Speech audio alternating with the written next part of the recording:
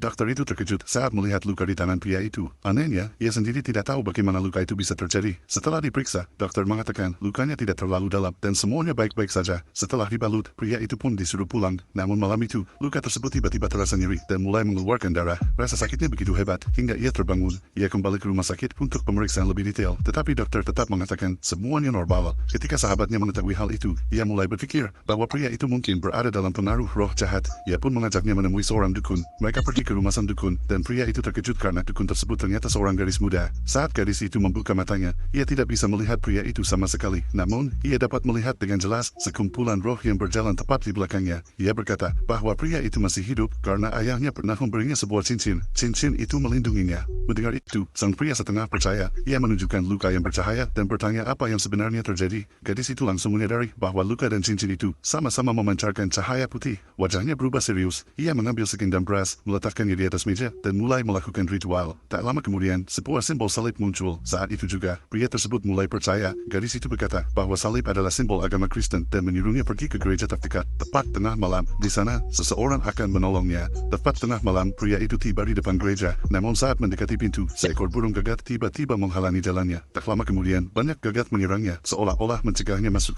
Di dalam gereja, seorang pemuda sedang terikat. Dua pendeta tengah melakukan ritual pengusiran setan. Mereka mengira ritual itu hampir selesai, tetapi tiba-tiba pemuda itu bebas dan menjatuhkan pendeta tua itu ke lantai. Pendeta tua itu segera membacakan mantra-mantra kuat, namun kekuatan pemuda itu jauh lebih besar. Pemuda itu mencekik leher pendeta tua tersebut. Dengan sisa tenaganya, pendeta tua menusukkan salib dan menekannya ke mata pemuda tersebut, membuat pemuda itu semakin mengamuk. Melihat hal itu, pendeta muda ketakutan dan melarikan diri. Pendeta tua tak mampu lagi bertahan. Saat detik-detik terakhir, ia berdoa memohon pertolongan Tuhan. Tiba-tiba, pria sebelumnya datang dan segera menarik pemuda tersebut menjauh. Ia adalah seorang petarung, sehingga kemampuan bertarungnya sangat luar biasa. Pemuda yang kerasukan itu melompat ke atas dan memperlihatkan taringnya. Melihat itu, pria itu juga melompat, menarik rambutnya dan membantingnya ke bawah. Melihat hal itu, pendeta tua terkejut. Pemuda itu mencoba melawan lagi, namun pria itu menguncinya dengan pegangan gulat yang sangat kuat.